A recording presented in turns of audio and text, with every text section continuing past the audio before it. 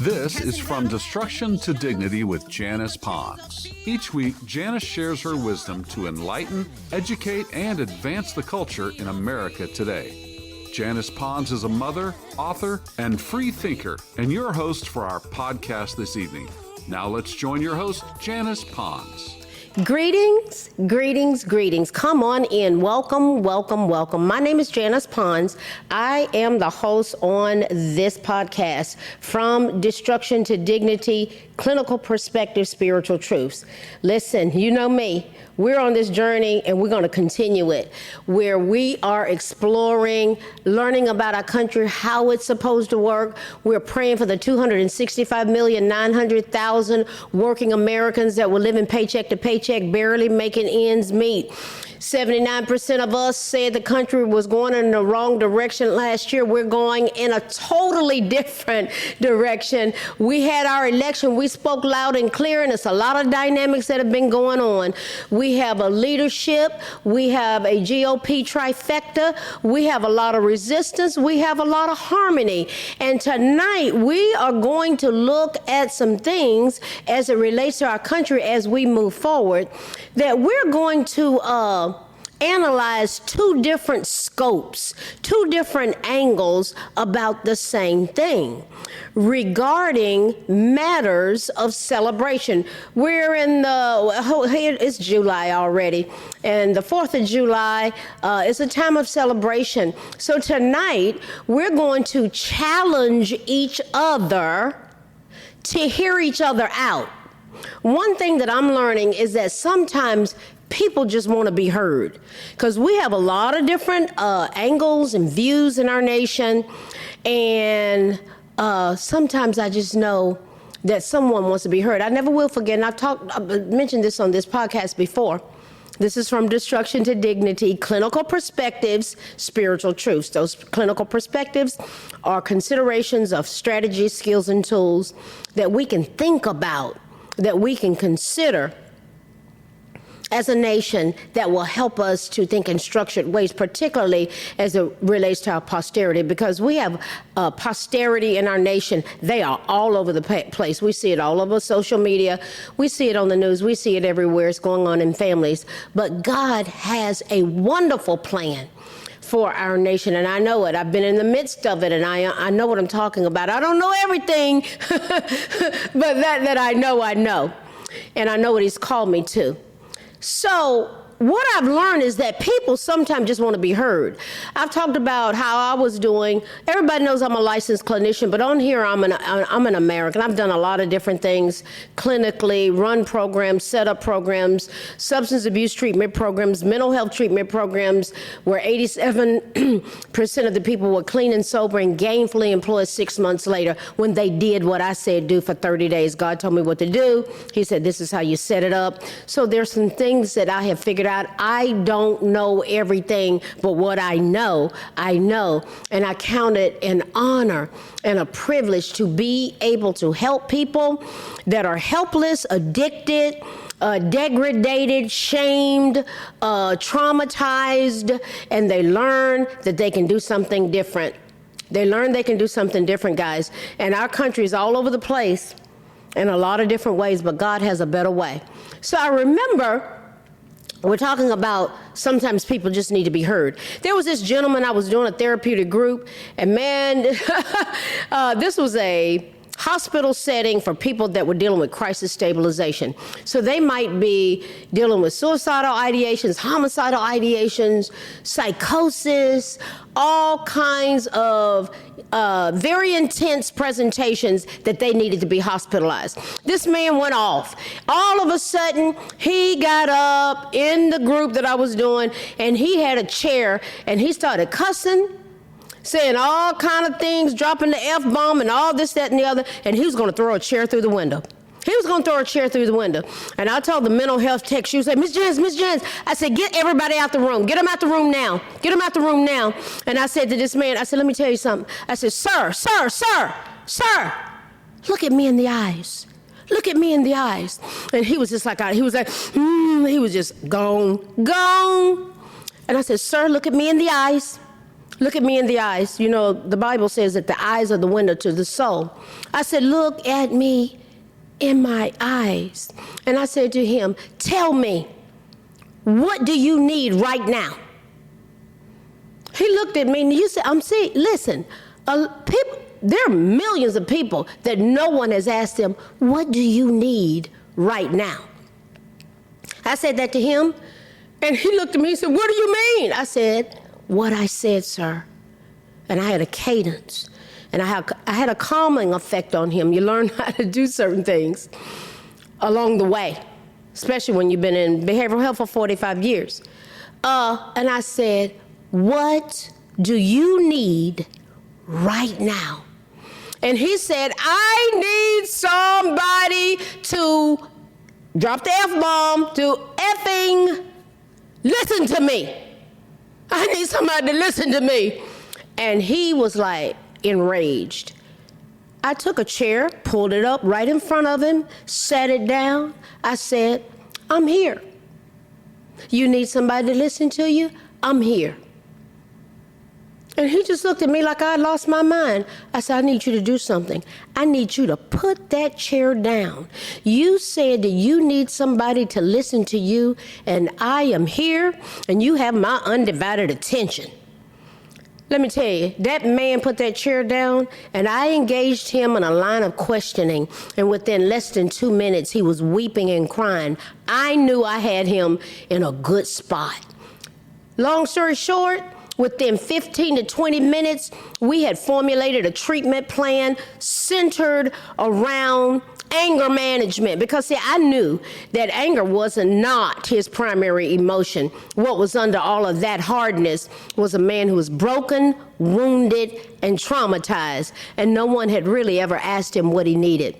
Long story short, we had the most amazing, life-changing interaction. Why? He told me he needed somebody to listen to him. He needed to be heard. That man became a leader on that unit, that crisis stabilization unit, and he left there with a follow-up aftercare plan. He was totally changed.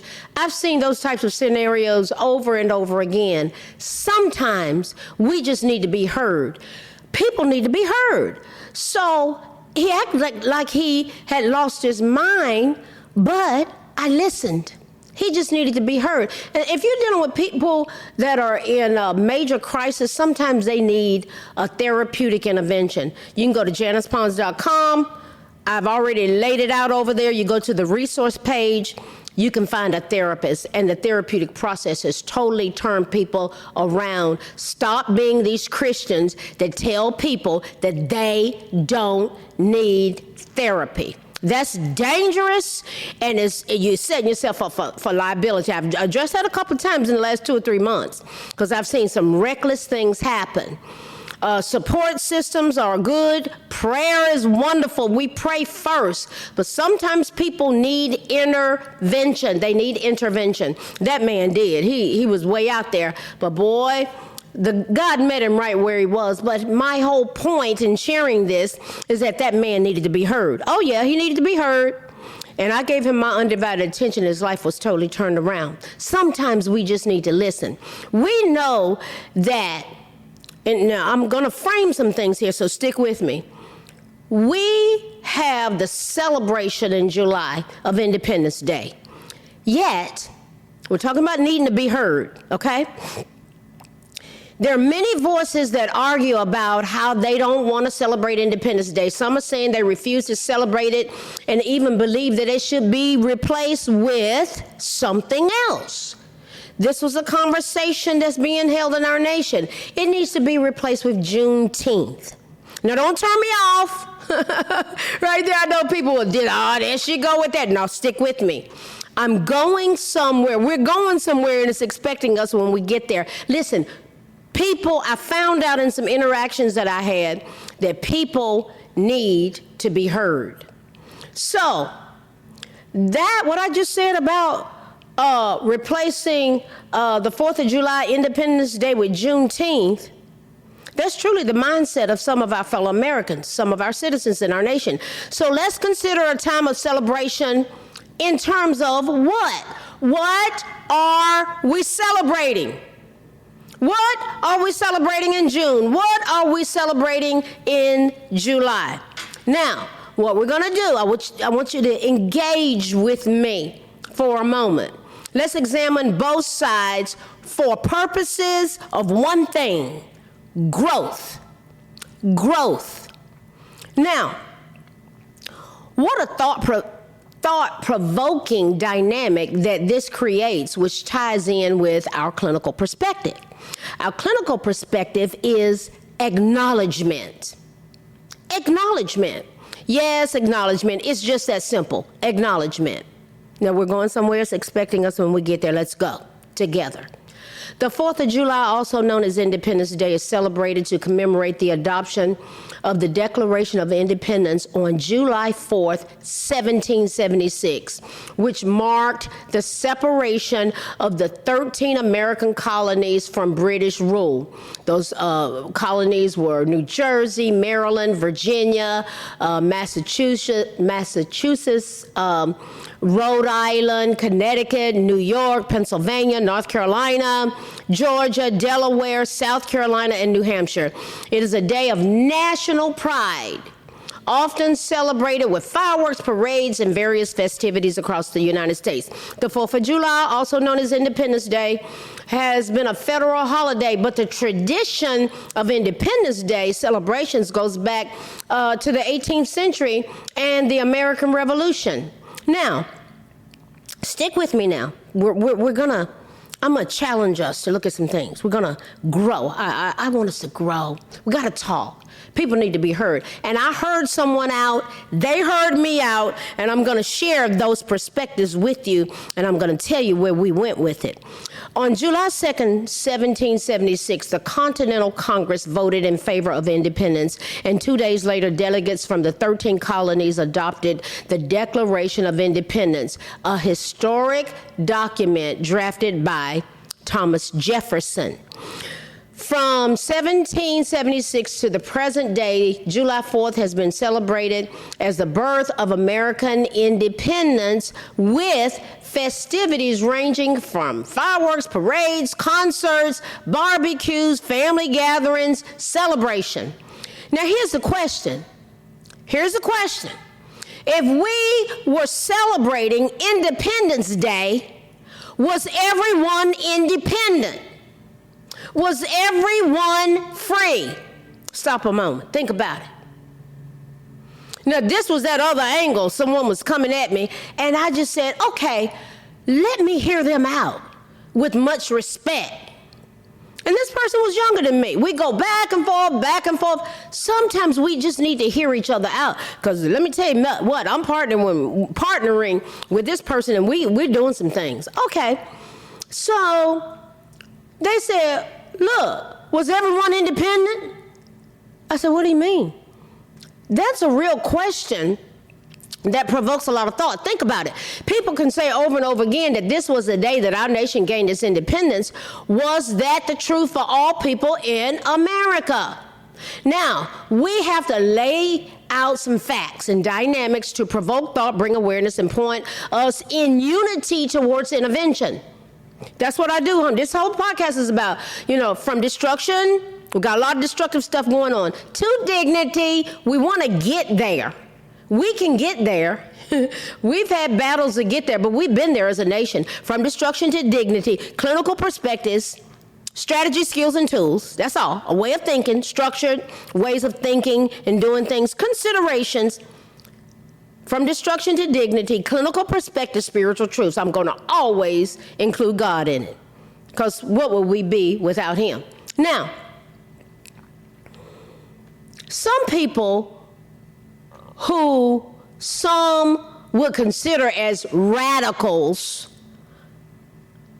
want to elevate Juneteenth, elevate it, not to celebrate emancipation, but to displace the 4th of July and fracture the American identity in the name of equity.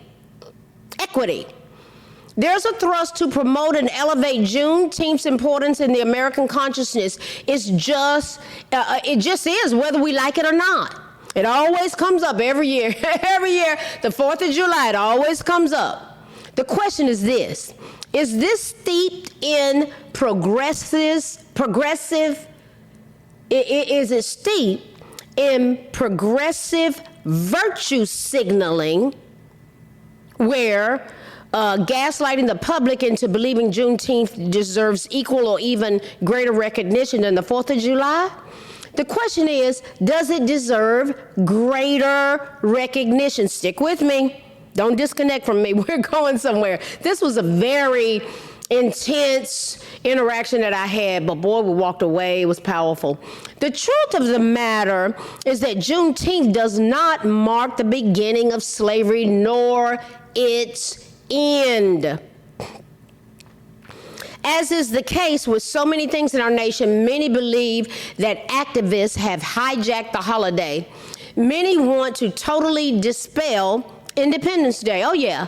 As with so many other things in the nation, Juneteenth has been weaponized in some respects. Stick with me. Now, don't y'all go disconnecting from me. I know how Black Americans think. I'm a Black American. I'm a descendant of slaves. And when I start saying stuff like this, I know how some of y'all think. I've gotten the inboxes. I've been cussed out. I've been mistreated over some dynamics that I happen to bring up and just say, guys, we just can't do things just because we're Black. We got to understand the whole scope, the whole picture. So let's look at this. Yes, Juneteenth has been weaponized to beat people up, but hold on. There are emotions and there are dynamics around all the feelings and the thoughts related to this. So, as I was interacting with someone that had a totally different angle than me, I thought, what's the goal? Some feel it is to fracture America's identity through deception and denigration. Juneteenth commemorates the day that General Gordon Granger arrived in Texas on June 19, 1865, to enforce the Emancipation Proclamation and declare the end of slavery in the state of Texas. Early celebrations called it Jubilee Day, marking the delayed but welcome fulfillment of the Constitution's promise and the Declaration's revolutionary spirit, at least in Texas. For decades, Juneteenth remained a Texas tradition. It held official status as a state holiday for years and an unofficial one since 1866. But in recent years, radical activists have repurposed it as a tool to, now some people, this is the thrust of some people, guys. It's a lot of stuff that gets mixed in all this stuff in America. Some radical activists have repurposed it as a tool to advance a racialist rewrite of American history. True story. Now, before George Floyd's death in 2020, few progressives were even aware of Juneteenth's existence. They just want people wonder, what is that? What is that? But after Black Lives Matter led riots, which caused over $1.5 billion in property damage and left at least 20 people dead, actually it was about 24 people, the left, the liberal left, seized the cultural moment. Activists bullied lawmakers into submission, both figuratively and literally. Figuratively and literally, that's what happened. It just did. That year, members of Congress knelt in kente cloth as a gesture of obedience. The Pentagon renamed military bases to satisfy a new moral order. Corporations slapped critical theory slogans on products. Products were renamed Aunt Jemima, pancake syrup, God, Uncle Ben's rice, all these things changed all around that thrust. Corporations slapped critical theory slogans on products, changed the names of products, got rid of products. The so-called Black national anthem was played at sporting events, eclipsing the actual national anthem. And I would hear people say, there's one national anthem. There's just, God help us, Jesus. There's just one national anthem. We were hearing it all. Come on, people, come on. Let's go there and talk about this stuff. So you got to put a language to it. And this is what I was doing with this person. Said, look, don't you realize that they did? I said, okay. I had to hear them out. And they had to hear me. Then came the crowning gesture. The creation of a new federal holiday. Juneteenth became what some call the woke sacrament, signaling America's supposedly unending racism. Stick with me here. Juneteenth is Texan, and that's all Texas has every right. You know, they have a right to honor it. It was a Texan thing. The holiday commemorates the fulfillment of America's founding ideals and the abolition of one of humanity's most enduring evils. But beyond Texas, does it hold national significance? Because it was down in Texas that this was still going on. They were still getting 2.5 years of free labor from slaves, and in Texas had not told them that they were free. It was a Texan thing. Now, under the Biden administration, some military installations flew flags calling Juneteenth National Independence Day. That's what happened then. It just was. That was a dynamic that was presented to us in the nation. The Department of Defense distributed official guidance using that exact phrase. Someone named Nicole Hannah Jones, who was the architect of the historically illiterate 1619 project, used Juneteenth to promote her claim that America's true founding began. The true founding of America began with the arrival of African slaves, not the signing of the Declaration of Independence, not the signing of the Declaration. There is nothing wrong with recognition, yet millions simply do not agree nor will participate in dividing, rewriting, and replacing our history. They just won't. They won't. They just like, I ain't gonna have nothing to do with that. You have white Americans, Hispanic Americans, Black Americans. They don't want to have anything to do with it. Millions feel that the broader goal is to erode national unity and advance a Marxist agenda. I'm talking out loud here because this is. I'll say things that people are thinking. But this is what's going on. I read and research, I observe, I interact. I'm telling you what they told me, and I'm telling you, I don't listen to the news. Don't listen to the news. I cross-document extensively. And this is the dynamic that has been presented. So millions feel like that broader goal is to erode national unity and advance a Marxist agenda, divide Americans by race, replace shared history with grievance, and erase what came before. Just forget about it. That didn't happen. I remember when Jamal Bryant and company was starting the boycotts. I posted a video where I went into Walmart and interacted. I integrated, yeah, that too. I was in there. I was on a mission. God said, go to that Walmart. He directed me. Go to this Walmart, not the other ones, go to this one.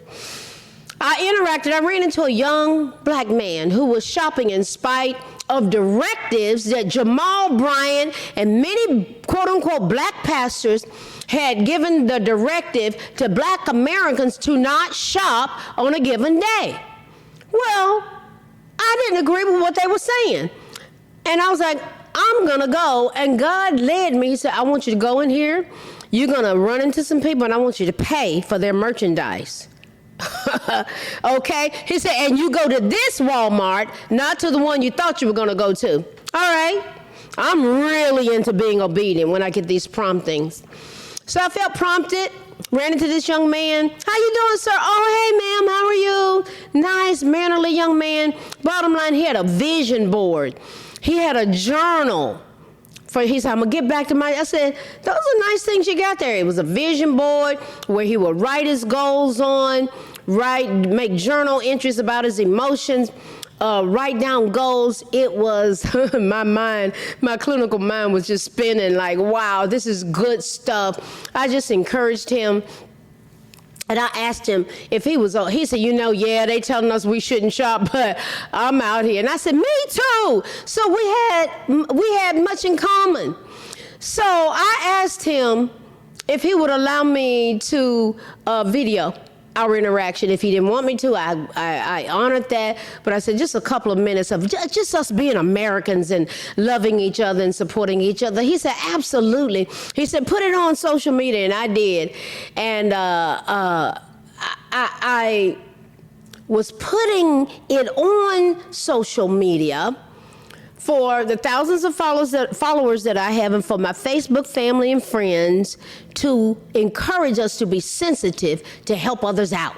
That was my purpose. I wanted us to be encouraged to help something out. Well, the video spread it wide and far. It had a viral effect. And it ended up getting on a page that had hundreds of thousands of follows. And that particular page was coined as a Black business owners page that had my video on it. And so on there, I was labeled as a sellout who was light-skinned, and I just didn't get it as a Black person. Look at her. She light-skinned. Look at the color of her lipstick. I mean, they went on and on and on attacking me. And this isn't new to me. You kind of get tough after a while. And it may come with the territory. Because if God can use me to reach one person, I'll go. Oh, yeah. One person said, see, this is why we can't get anything accomplished, because we just won't stick together.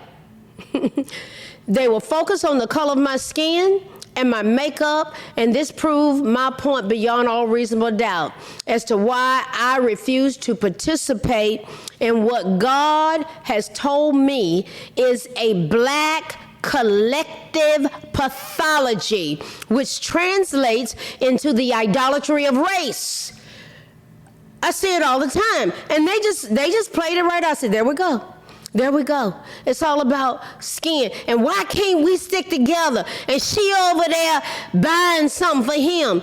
We were two Americans that happened to be descendants of slaves celebrating each other. And God told me to go there. And I was a blessing to him. And I was on a mission. They saw something wrong with it. Oh, yeah. The end of slavery deserves celebration. Many would even support a national holiday that commemorates the abolition of slavery, the 13th Amendment.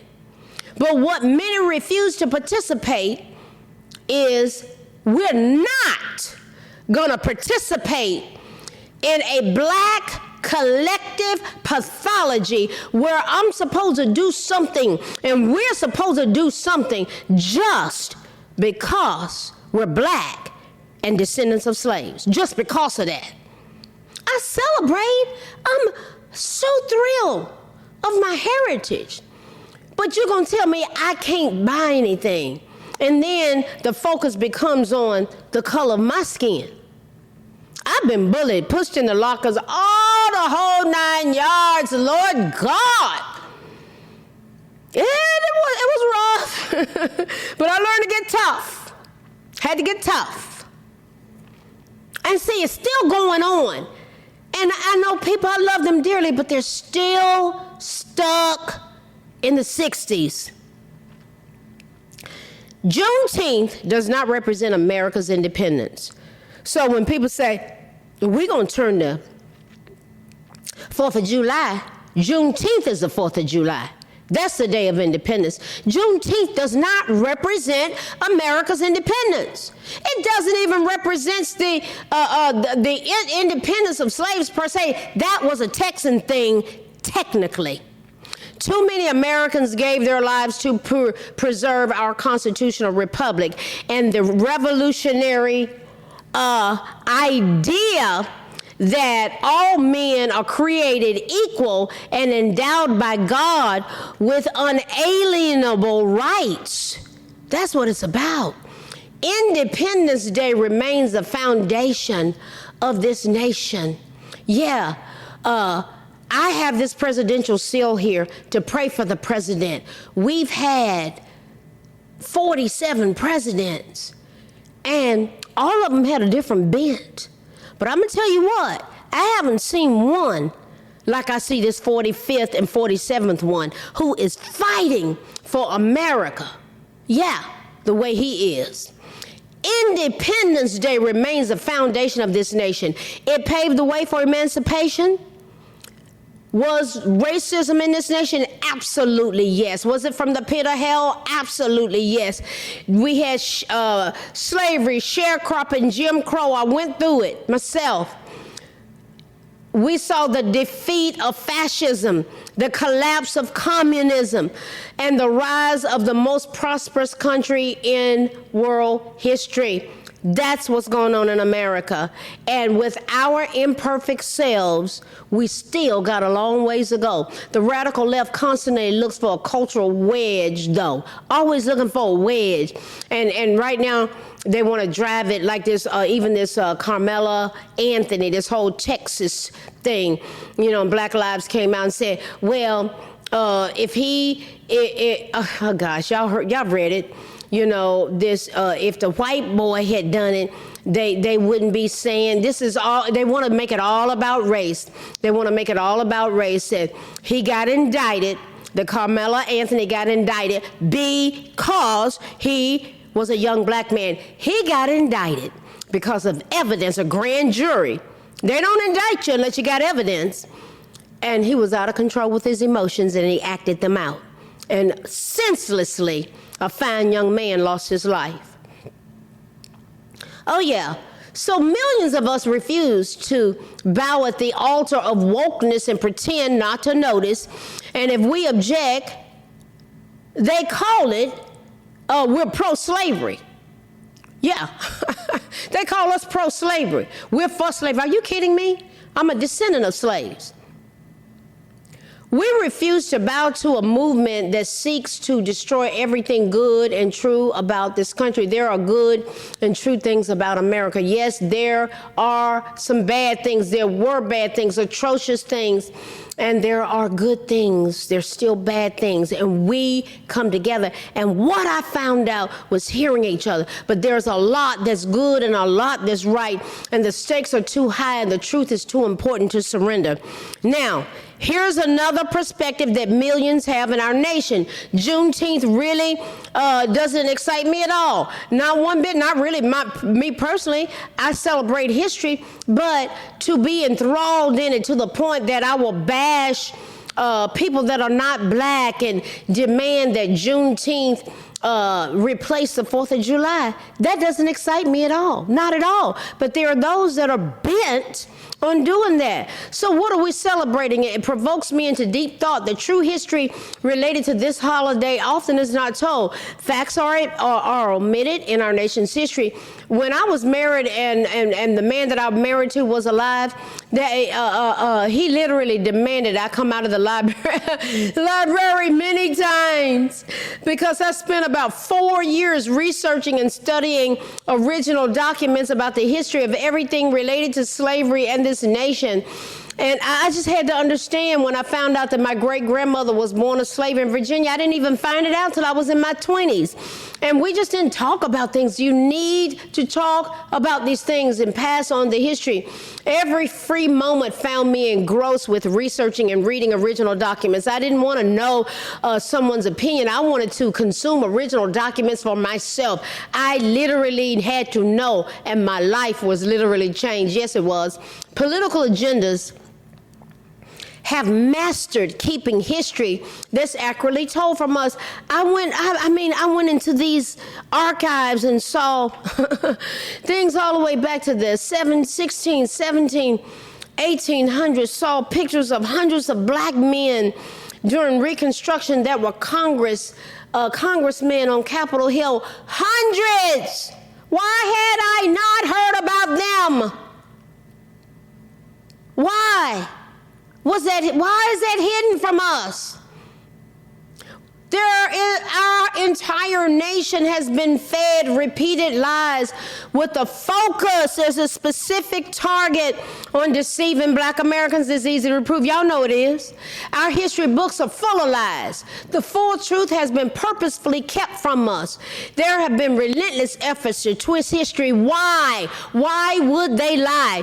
This day was celebrated subsequent to the U.S. Army, which was technically later known as the Grand Army of the Republic, arriving in Galveston, Texas.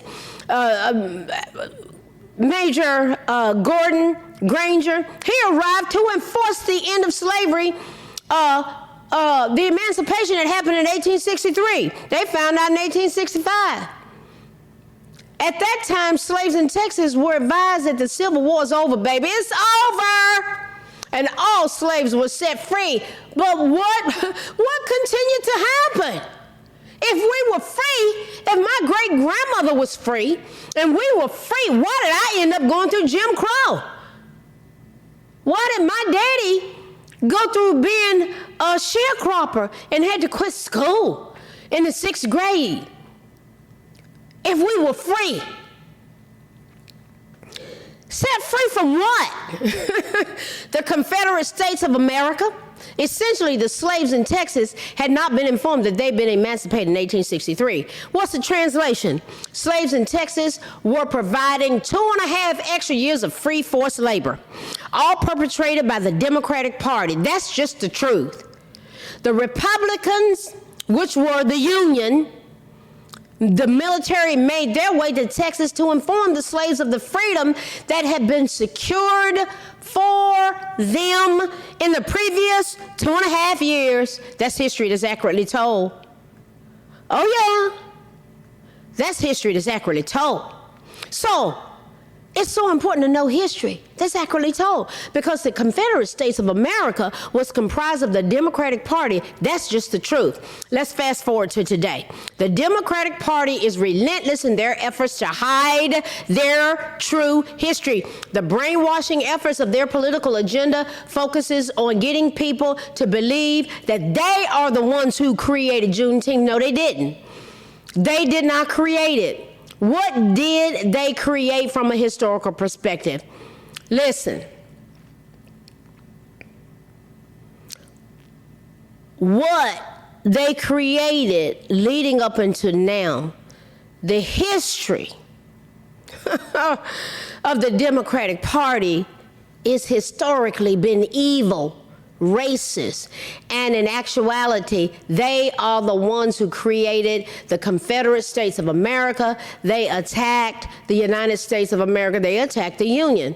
Over 700,000 Americans died on our own soil. Why? The Confederates died as a result of the relentless efforts to protect what they saw as their state's rights to enslave black people in America. Black people were simply property and provided free labor. It was all about money. It still is about money to keep people controlled. The immigration issue is about money. I've been telling black folk they've moved on to a whole new voter block. They're done with us. It's all about money, bringing them in illegally.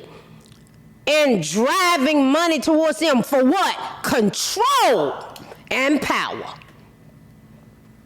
The Republican-led U.S. Army.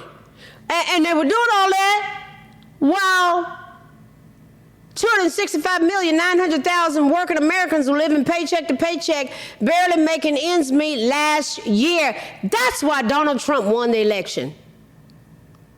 Kamala Harris was bringing them in, COVID positive, dropping them off, had a flight program, paroling them from prison, guys. That's crazy. And they would come over here and unalive people. My God. The Republican-led U.S. Army, the Union, defeated the Democratic Party, the Confederates, in their policies which led to freeing the slaves. It would be one thing if it ended there, but it didn't. It didn't even end on June 19th, 1865. It said, oh, we're free, y'all free. It didn't end. Approximately 24 civil rights bills have been put in place by many black men, some that were former slaves, such, who are they? Go look them up. Robert Smalls. He was so brilliant with his speech on Capitol Hill. They were saying there's no way that a black man could have wrote a speech like that. That's what they said. They said he didn't do it. He was brilliant. Blanche Bruce. Yeah. Joseph Rainey. Look these people up. John Lynch and Josiah Walls were subsequently a part of Congress and the Republican Party. Why? The Republican Party opened up their arms to former slaves and allowed them to participate in the political process. And the lynching happened because they had to renounce in 1866 when the KKK started. It was a part of instilling fear. They had to renounce their ties to the Republican Party or be flogged or lynched. True story. That's history accurately told. I saw it all. I was shocked. I said, this is not being taught to us. Literally. There were hundreds of black men involved politically after the Civil War, all connected to the Republican Party, guys. I was shocked when I saw pictures of them. Who were these amazing men? Why were we not talking about them in school during American history? Even what was considered black history courses, they weren't there. And I want to know, I was just like, I was telling my husband, he was alive at that time, he was giving, come out of this library, woman. I said, look at these men. Who are they? I was tripped out because I was learning things. I was learning things. Oh, yeah. This is why I wrote Stealing the Minds of Americans on Amazon.com, because my mind had been effectively and strategically stolen, and I took it back. God told me I had to write that book. I did. God, we've been lied to, guys. The Democratic Party was livid when those black men became a part of the Republican Party, and they were taking part of the political process. They were livid, and once they got control of Congress again, oh boy, in 1876, it was a process. They put black people back into slavery for approximately 90 years. Lynching was still occurring in the 70s. I remember it. All a part of what they did. They repealed all of those 24 civil rights bills that those men who were former slaves, they had put it in place. Guys, we're talking about history. We're talking about Independence Day. We're talking about Juneteenth. We're talking about America. This is American history. I went through that vicious, hellish experience of Jim Crow. It was terrifying. The terror was deep, devastating, and demonic. I was scared all the time. The generational trauma. It was relentless. By revelation from God, I know beyond all reasonable doubt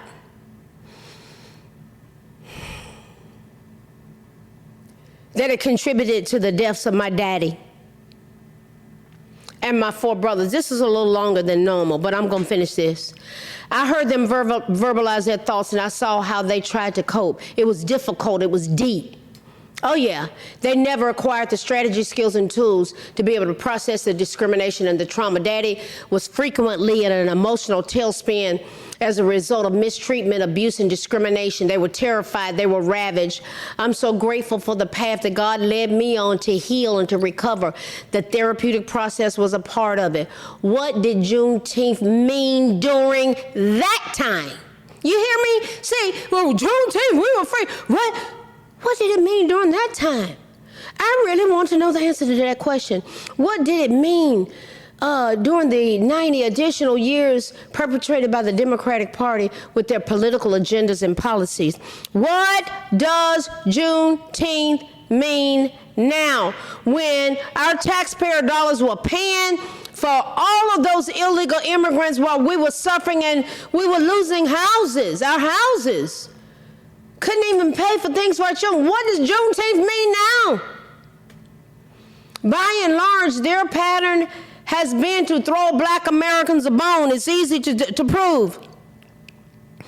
Many see this holiday as a bone toss to Black Americans. They do. I'm talking out loud here now. I'm thinking out loud. It's important to remember that not one Democrat voted for the 14th and 15th Amendment, not one. These laws were put in place by Black men, many who were former slaves, who were heavily involved in the Black political activism back then. The Democrats were not responsible for the 1964 and 65 civil rights legislation passing. People said, well, President Johnson, he pushed it. He couldn't get enough votes. He couldn't garner enough votes to pass it. And he had been, I read the book, something about Senate, Live in the Senate. He was saying back then, oh my God, he was so racist. He was saying, we got to come up with some kind of end bill. It was so much mess going on with him. And so he could not get enough support with the Democrats to pass that legislation, and Republicans were responsible for getting that legislation passed. What did Juneteenth do? What did it stop? What occurred in Tulsa in 1921 during the Tulsa Race Massacre? Did it stop that? Who perpetrated all that? The lynchings occurred in the 70s. Did it stop that? Who was behind all that?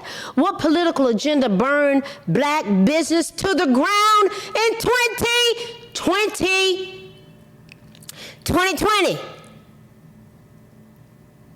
Who was held accountable for the people that lost their lives then?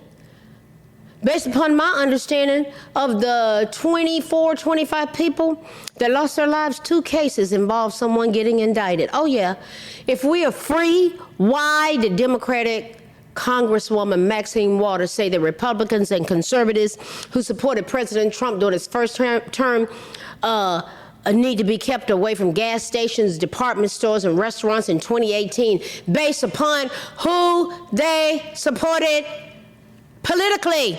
That's Jim Crow all over again, guys. She's a vicious woman who feels that if you aren't a part of the Democratic Party, you deserve discrimination. Everything I said is true here, guys. Listen. Currently, the Congressional Black Caucus will not even allow a conservative Black politician to be a part of their group. So, what has Juneteenth accomplished? Black Republicans are literally blocked from joining. So how free are we? How did this fit in with the celebration of Black freedom? Make it make sense. Why were we paying for the health care, housing, child daycare, free monthly money card for illegal immigrants up to President Trump stopping it? I was going to visit a quote-unquote Black church. God led me to go on the website to listen to a sermon a couple of weeks prior to when I was going to visit. And the pastor was talking about, he was going on and on, talking about how wrong it is for us to be deporting immigrants. It's all, see, they're trying to talk about, this is what's being pushed. Black and brown people, we got to stick together. To do what? To be against white people, to be against Trump. Come on. We don't want any part of it, guys. All this was occurring. All of this stuff was occurring. President Trump said, stop it. It's about America first. This was occurring while 78% of working Americans were living paycheck to paycheck, barely making ends meet last year. This is confirmed by several financial analysis in our nation. People who need assistance today through welfare, they can't even get it if it's a man in the home. 70% of black babies are born to single moms. LBJ and the Democratic Party set that up through the Great Society in the 60s. For your information, the Democratic Party has moved on to an entirely other voting bloc. They don't give a rip about black Americans. You know how? Their policies. That's why they intentionally brought in these people illegally. It's evident it's a new voting bloc. They're trying to expand and get additional congressional seats to promote their agendas. We didn't get 40 acres and a mule, yet slave owners actually received reparations for losing their property, which were black slaves. They got reparations. They did. I'm not saying, I'm not pushing reparations, but I'm just saying, we didn't get the 40 acres and a mule. It was stopped. It was stopped by Democratic President it was stopped by Andrew Johnson. Guys, I'm thinking out loud. I know a precious lady whose family was from Wales. Her family was brought here and was given acres. They said, come on over. We'll give you all these acres. All you got to do is cut down the trees and develop the land. It was their land. That happened in Tennessee. Other groups received land, stipends, housing, free health care, as well as the billions of dollars per year from the U.S. government. Our money. We pay for this now. The compensation of others is definitely warranted, yet has it been equal? And that was the conversation that somebody else gave me, that they needed me to hear them out. So instead of going back and forth, back and forth, back and forth, I said, let me hear them out. Those who were imported against their will and provided free labor were punished and lynched. We've paid for the benefits of others and their descendants. Make it make sense, please. These are politically driven dynamics. For the record, the parties never switched. Let's address that lie. The only Dixiecrats who came over pretty much who have been who became Republicans, and the party switched. Strom Thurmond, Jesse Helms, and Mills Godwin. The Dixiecrats lasted for 4 months in 1948. Subsequent to that, the Democratic Party pushed on with their demonic agenda from 48 on forward. Look at what they're doing now. Look at what they're doing to our children. Look at how they're indoctrinating the children. Taking over women's sports. Guys are lit. The thing goes on and on and on and on. Speaking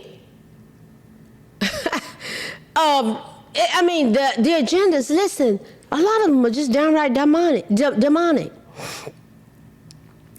Listen, I'm not choosing to be negative. I'm just telling the bona fide historical truth. They tell us that we're supposed to be rejoicing on the 4th of July. We're supposed to be rejoicing about Juneteenth. I'm not sad. I'm just talking about historical truth. It looks like what's going on in our school system that has strategically put our children in bondage. That is nothing to rejoice about. It's another form of slavery where they go and their minds get accosted, and we're not supposed to say something. It's flat out indoctrination. There have literally been targets put on their backs to sexualize them with specific agendas, and they want us to remain silent about it and be obedient slaves, where Obama put that stuff on steroids with his safe school czar, Kevin Jennings. Go look him up. I've told y'all about looking that man up, and you're going to learn something. He was the one that put the agenda there. Oh, yeah, the curriculum. Yeah, children go to school and get traumatized. So how free are we? This is going a long time. I'm not taking any of it back, though. This is a part of the platform and agenda of what political party? A woman of color who ran for president didn't give a rip about the descendants of slaves. Her family were owners of slaves. She was supposed to focus on those issues at the border. Instead, she was busy bringing them in. She was busy going around to HBCUs, encouraging young black women to dismember, burn, and liquefy their offspring if they conceive. This is a part of a platform and agenda of what party? She wanted us to pay for transgender surgery for illegal immigrants, those that were in prison. Those were her priorities. And she wanted us to use our taxpayer dollars to empower black men to sell weed. At the end of the day, my identity and freedom is not rooted in Juneteenth at all, not one bit. That identity is rooted in deception for me. But what will it benefit me to be joyful and gleeful about something that happened in 1865 and compare it to the agendas that are being perpetrated on us today? I will partner with those with leadership that embolden us from various angles financially. I will go with the leadership that promotes our success, not contributes to our dependence on them. The truth of the matter is my freedom is in something that that they are trying to shut down and dismiss. Whom the Son sets free is free indeed. That is my identity. Oh yeah, it's not in my color and my ethnicity. I'm proud of it. I celebrate it, but it's not steeped in the 4th of July or Juneteenth. We've been lied to in so many ways. Listen, there are a lot of dynamics here. There's just not a one side to this. Now, so what I've laid out is one side. Now, part of all this is acceptance that people have flaws and areas of improvement are needed. If you truly love a person, you know and accept their past, present, and you choose to continue to intentionally understand them and their future. You don't deny, you don't overlook or deflect the past. You have to accept it. So that's acknowledgement. So if we truly love our country and we accept its history, we got to accept it all. And I talk to people that say, well, I didn't have anything to do with that. I didn't do that to black. I didn't do anything. It happened. And what I had to be sensitive to were the people that were coming to me and saying, you're just in denial about what happened to us. I said, no, I'm not. But they needed to be heard. And I had to listen. I was like, okay, God, I got to hear them out. I've seen elected officials who come to this country for better opportunities as immigrants make fun of this national holiday and call it a ghetto. They call it ratchet. They call even talk about Juneteenth. They'll call it a mockery. It's even been called a monkey holiday. It's called anti-American. It's called straight up DEI. We're talking about the other side. I had to hear it. I had to listen to it. See, it really didn't mean that much to me, but I had to hear where they were coming from. Imagine being a descendant of slaves and then they want to celebrate the holiday that commemorates slaves, what they see slaves as being set free, that it did happen, and looking and being looked down on and talked badly about, and being told something's wrong with you. American descendants of slaves were given this holiday. We didn't collectively ask for it. It doesn't cost Americans any money per se. Some get the day off. It's a holiday now. Okay. Some can choose to work, some don't. It's just, you see all these dynamics in our country? I think there's so much dislike for Juneteenth because it reminds some people that a specific group of people had to wait centuries to be considered free. That was the perspective that was given to me. I had to hear them out. Just like that one man that was cussing me out and going to throw the chair through the window. He said, I need you to hear me out. I need to be heard. I need somebody to listen to me. And so I heard this person out. It's an ugly reality that is much easier to overlook and consider. Listen, guys. we've got to acknowledge what really happened. We've got to acknowledge from slavery over 3,000 years ago, all these things. It wasn't a long time ago that all these things went on for hundreds of years. This went on with my great-grandmother. You know, I'm just trying to frame it for me. If you just think about that, we got to know that it's important to acknowledge American history is very multifaceted and nuanced.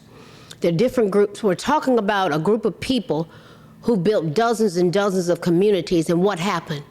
They were enslaved, they were uneducated and penniless, and they built businesses. They were upwardly mobile, they were self-sufficient, their marriage rates were high, and the crime rates were low. And you know what happened? Their communities were burned to the ground. Many of the inhabitants were lynched. No justice was served. The perpetrators went home, had family dinners, tucked their children in bed. Countless atrocities could be mentioned that were part of history, but they went on with their lives. Look at what happened at the Tulsa Massacre, 300 people. Go look up the Red Summer of 1919. Look it up. This is what I had to hear. I had to hear where they were coming from.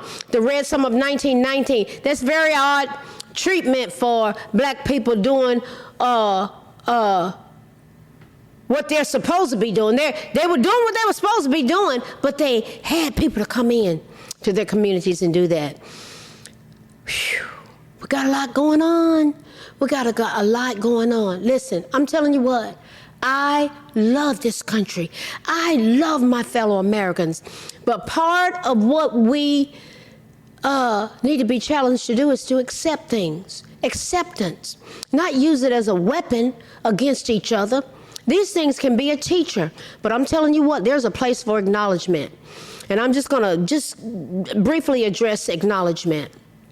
It's where we face our truths, where we have to realize that whether it's through denial, distraction, or busy schedules, we can easily push aside uncomfortable emotions and experiences. However, when we avoid our current reality, we can limit our ability to move forward. What would happen if we engage in breaking the cycle of avoidance and acknowledge what's going on with each other? Avoidance keeps us in old patterns. Yeah, it does. And I had to hear them out. They heard me out. What would happen if we focus on building self-awareness? Acknowledgement is a way of taking stock in our current mindset, our habits, our behaviors, our denial, our mistreatments. What would happen if we focus on creating a space for future healing and growth? That's what I'm all about. That's why I talk about strategy, skills, and tools.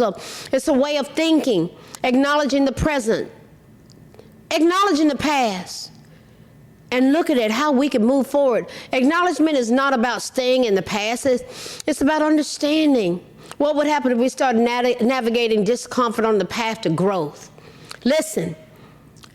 I am challenging us as Americans to hear each other out. Hear each other out. What have we talked about? We talked about celebration. Juneteenth, 4th of July, the history of our nation. And we're talking about acknowledgement. Guys, sometimes we just need to hear the other person. And that's what I learned. And so me and this other person that they told me, said, look at what happened. What we supposed to do, just forget all about that? I heard them out. Just like I heard that man out that was cussing and ranting and raving. And he became a leader in that setting that I was in. I heard him out. I heard this person out. And what we're going to do, we're not partnering together to have a positive impact from a mental health perspective in churches and communities to empower structure. Some people don't know what structure look like. Their mind's so all over the place. They don't know what it looks like. So if I know that, I can bring it to the table in specific settings. Listen, to be able to encourage people towards the therapeutic process, even set up systems where those that can't get it, how they may be able to access a support system, providing the support system. Oh yeah, we're going to go there, and it's expecting us when we get there. What have we looked at tonight? We've looked at America. We've looked at our history. Listen, we are going somewhere. It's expecting us when we get there. This has been longer than I had this. I knew it was going to be longer, but these things need to be said because we're talking about celebrating America. We're talking about the 4th of July. We're talking about Juneteenth. We're talking about America, and we are going somewhere. It's expecting us when we get there as we go together.